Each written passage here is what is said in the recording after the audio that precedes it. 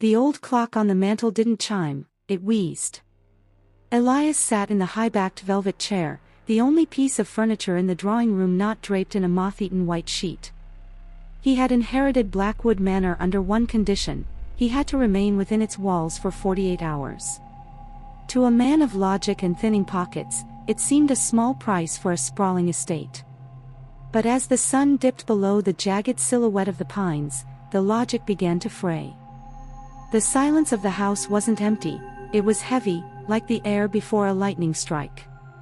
It started with the scratching. At first, Elias dismissed it as rats behind the wainscoting. Then he realized the sound wasn't coming from the walls, but from beneath the floorboards directly under his feet. It was rhythmic, deliberate, the sound of fingernails dragging across hardwood. He stood up, his heart hammering a frantic rhythm against his ribs. He moved toward the hallway, the floor groaning under his weight.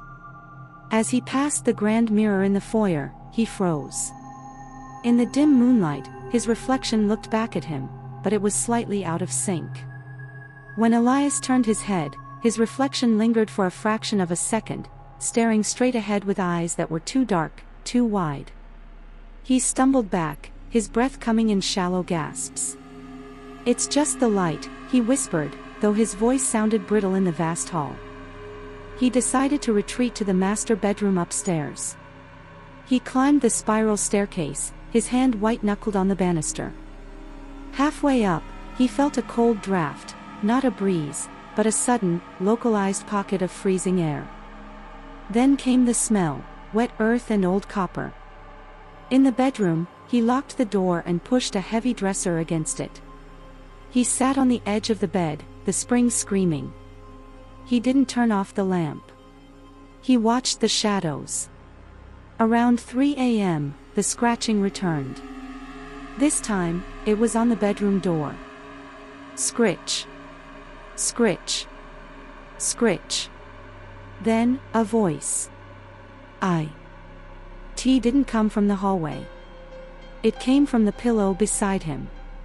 It was a wet, bubbling sound, like someone trying to speak through a throat filled with silt. "Elias," it murmured. "Move over.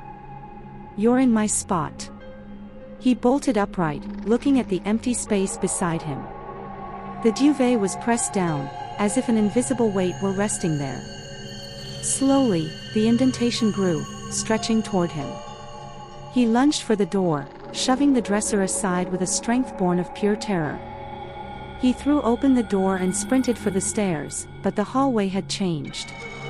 It felt miles long, the doors on either side stretching like taffy.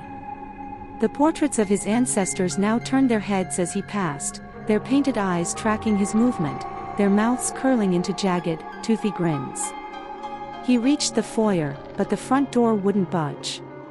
It wasn't locked, it felt as if it had become part of the wall itself. He turned back toward the mirror. His reflection was no longer mimicking.